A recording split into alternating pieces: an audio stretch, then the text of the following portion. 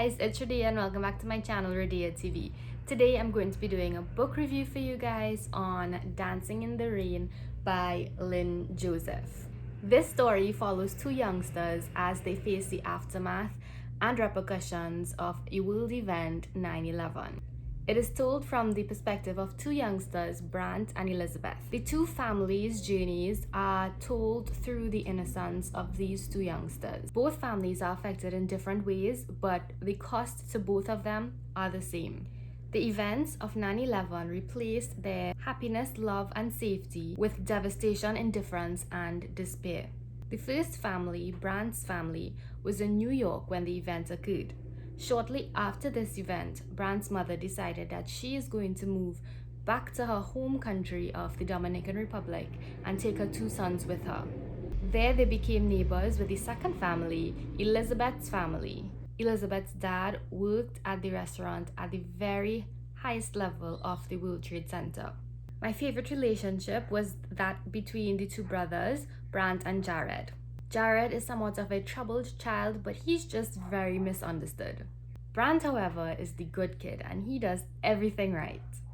The brothers share an unbreakable bond, and Brant is able to see Jared for who he is and is able to see through that macho facade that he tries to put on. The author, she does a magical job of telling a story of such loss and pain in a manner that really shows complex notions such as death, grief, and sorrow in such simple ways. This book is sort of a coming-of-age story for the two main characters, since in growing up, they learn crucial lessons. The most important that I found was that they can't make anybody happy, or that nobody can make anyone else happy. One of the quotes that I really loved, it's just a small little sentence and it means so much to me.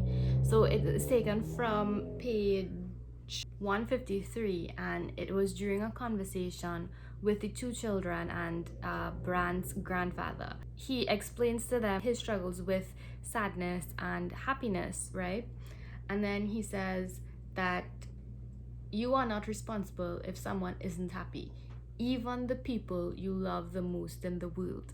And I think this is such an important lesson that these two characters learned, because they spend so much time trying to make their mothers happy, make their family members happy, and I guess they just realized that nothing they did, no matter how big or small, was able to help somebody else be happy. And I think the grandfather in this story was very wise in teaching them that from a very young age. I did read this book in one sitting, and I just absolutely love when I find books like that. This has been on my shelf for so very long, and I was so happy that I actually decided to pick this one up, and I did not put it down until I was finished, literally. And I love when that happens. The author grew up in Trinidad, and she's also an attorney at law, which I find very cool for obvious reasons.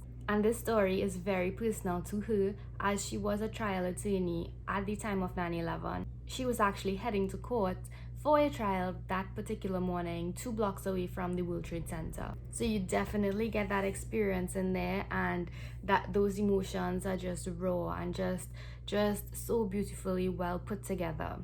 I highly recommend this one. This is such a beautiful addition to our Caribbean literature. I would love to be exposed to more books like this. So if you're watching this and you have more Caribbean books that you've read or that you've heard about that you think I should check out, please let me know down in the comments below. There was one thing that I was looking forward to in this book that I did not get, which was that I really wanted the characters to make that connection between their families. The fact that Brant's family actually knew and had interactions and experiences with Elizabeth's father.